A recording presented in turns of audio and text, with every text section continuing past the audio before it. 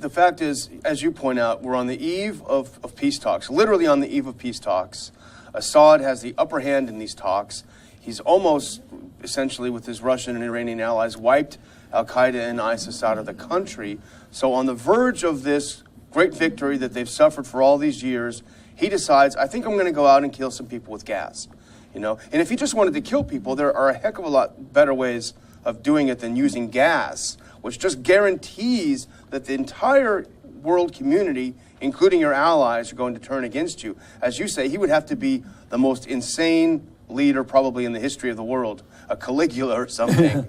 Well, you know, the collusion of several groups, and we might throw pro-oil people in and pro-military industrial people that is in this effort to continue wars going on. But I think it's the same group of people we dealt with when we were trying to prevent, you know, the remaking of the Middle East under Bush and his marching in to have regime change in Afghanistan and Iraq, and look at the results there. But they never learned from this, so they just shift gears, go to Libya. If it doesn't work, let's go over now, and maybe they consider they've had a tremendous success in Ukraine or something, but now it's Syria, and they're into it. But they're all coming together, and when you look up at what they do, is they do have to get some type of public support for the war.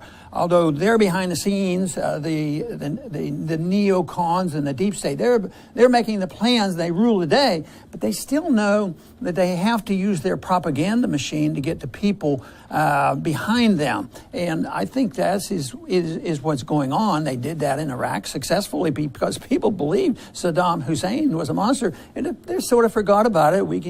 The people allow the Congress to keep spending all this money, you know, to remake the Middle East. Keeps getting worse, but a lot of people, you know, hopefully we can make inroads, you know, in the public perceptions of this, that this makes no sense whatsoever to just blindly support this policy. So the interesting thing, of course, and it's very important, is how's Trump going to handle this? You know, the first statement I heard, oh, Assad's a bum, you know, we got to go after him. He was really, really tough. And the next time it wasn't so tough. So he almost had two answers. It wasn't, you know, no, I don't think it was him. We don't need to escalate. We need to find out more what's going on. It doesn't make any sense that he's done that. So he's sort of in between on this. And it's important now if you go to Haley, you know, and other military people that are in the administration, they're gun-ho sometimes to support the neoconservatives. But it's the neoconservatives who are benefiting tremendously from this, because it's derailed the progress that has already been made moving toward a more peaceful settlement in Syria. Yeah, and the loss of the rebels. But, you know, I think it's the reaction is epitomized by Boris Johnson, who's the UK foreign minister. Here's what he said: all evidence points to the Assad regime. In the next sentence, he called for a thorough and international investigation. Well, how do you have all the evidence pointing to someone if you haven't had the investigation yet? And I think it's interesting that the initial stories about this attack came from two sources.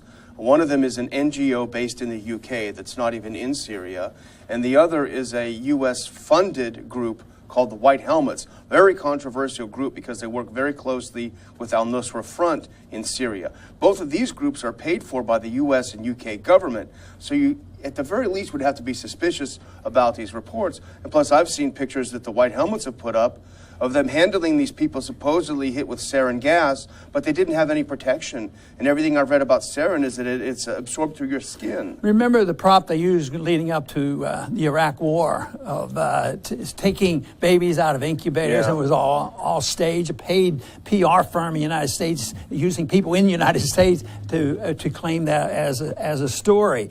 But, you know, McCain actually made fun of the notion when Trump came out with a reasonable statement. let the Syrians decide about this. It's just this whole thing. He says, how can they do it? And he argues that what right do they have to decide their own country? But that would be the argument for why should we be there? Even at all? Why wouldn't we let the Libyans and the Syrians and the Iraqis and the Afghans let them all decide? But that's not that option's not usually on the table. There's another option that they throw out there. And what a hypocrite he is, because here's the same guy who's screaming about the Russians interfered in our elections, and then he says, oh, no one else is allowed to decide their own. Right. But here's another good example, Adam Kinzinger, a Republican of Illinois. And this shows the mentality of many people in Congress. And so people think that these people are statesmen and they're so well versed. This is what he said. I think there needs to be punishing strikes against the Syrian regime as a result of this.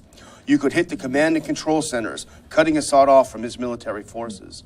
So what he's calling for is literally World War III.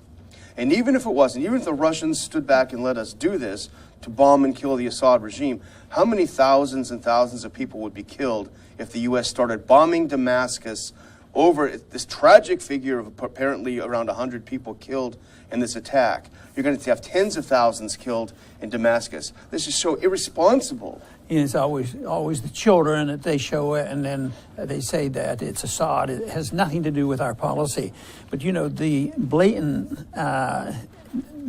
episode leading up or at the time the Iraq War was going on, remember Albright was being questioned, that there was a report out that 500,000 women, children died from our bombing over a 10-year period. We kept bombing and bombing and bombing and destroying infrastructure and all that.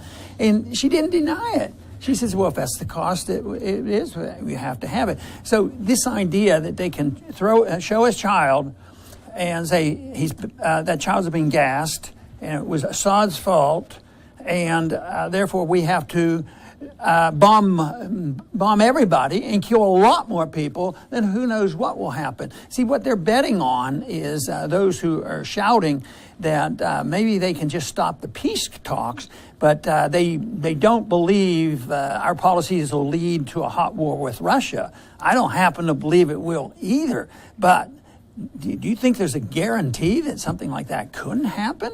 And even if it doesn't, just destroying what's left of Syria by outside forces, by individuals who were not invited into Syria. There's a few people who are there that have been invited and a few that have not been. And we happen to be on the side of the people who have not been invited in to help bring the peace to Syria. And if Kinzinger and people like him get their way, Syria will be ruled by, best case scenario, ISIS or Al-Qaeda, or it'll turn into another Libya. But, people would say, if watching the show right now, they'd say, you guys are just a couple of apologists for Assad. We're not, as you know. The fact is, as you pointed out earlier, we don't believe the lies. And we believe now that we're being told lies like we were in Libya, like we were in Iraq. It has nothing to do with whether we like or dislike Assad or think he's a good guy or a bad guy. It has to do with being lied to. And this is the reason that, Russia came up with the explanation. They didn't say that they weren't dropping bombs because they're trying to, win the war for Assad. Everybody knows that. But what they're saying is that that they accidentally or they hit a target which had weaponry in it and they had gas in there and that released the gas. That's what the Russians say. For some reason, I don't even think that is the case, even though I have no idea. But if you're looking for a reasonable explanation of it, there's somebody has been involved. If it turns out there's gas, like you say, they don't even know it if there's gas. But if there was gas involved, then it was, probably inspired by some of our sinister forces because we're always involved. I mean, did we have a change of administrations in Ukraine without NATO and the United States and CIA and special forces? No, that's how it happens. So why would this, which is a significant event, maybe it'll blow over and people forget about it and say, oh yeah, that's another episode. It might not blow over again, but it just looks like it's not an accidental event, and it looks like it makes no sense that Assad is ready to commit suicide, you know, and Literally, yeah, because they could, you know, United States and the British and other, well, we have a lot of warplanes. We could just destroy the rest of the country, and some of these people act like they would, you know. And, you know, if he was keen on just killing people, then why is Aleppo, now that the terrorists are out, why is it rebuilding? You know, you see pictures of it rebuilding. Why isn't he in there killing people if that's just what he likes to do? It doesn't make... It makes no sense whatsoever, but I think it's a reflection of a consequence of our foreign policy, and we shouldn't be surprised. It's a little different this time, but, you know, in time, you know, in a couple weeks or maybe a month or so, or ultimately, it'll be always used for propaganda. Although we did get to as close to the truth as conceivable about Assad not using gas 4 years ago, it's still a propaganda tool. Even half of the Trump administration still uses that against Trump. So it's real hard to cancel out these images, and they're still going to say that. So how would you put all this together, and what do you think might happen? Well, I think you're right. The propaganda value is so strong. Even if a couple weeks down the road, it doesn't look so much like he did it, it's already established.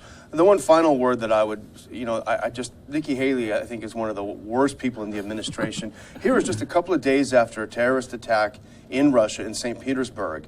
And she was at the UN Security Council today saying, how many more children have to die before Russia cares? You know, just after they're victims of this attack. So it's always awful. Always about the children. Yeah, So, well, I'll tell you what, if we really cared, we wouldn't even be in that country, I'll tell you that. I think Trump had it absolutely right. Let the Syrians decide what to do about their government. The Syrian people ought to make the decision. And that's a term that's been used generously by a lot of our leaders. Certainly Woodrow Wilson preached self-determination, but look at the consequence of that mess.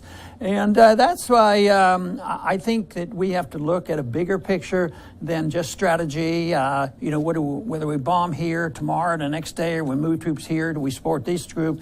It's like interventionism in economic policy. You can't plan the economy through monetary manipulation, and you can't plan to run the world and control the world and bring all the factions together by manipulating particular events. You have to decide what you stand for, preach the lessons at home, set good examples, and don't try to force your views on other people. Don't try to use it, guns and bombs and missiles, and say you do it our way or not. So right now, the president's going to be meeting with the president of China, and I don't think that it should be intimidation. I think it should be a frank discussion. But this idea, do it my way or else, it just won't work. I just don't know why we should give up on the principle of negotiation and diplomacy. If we give up on that, then we're going to have the neoconservatives epitomized by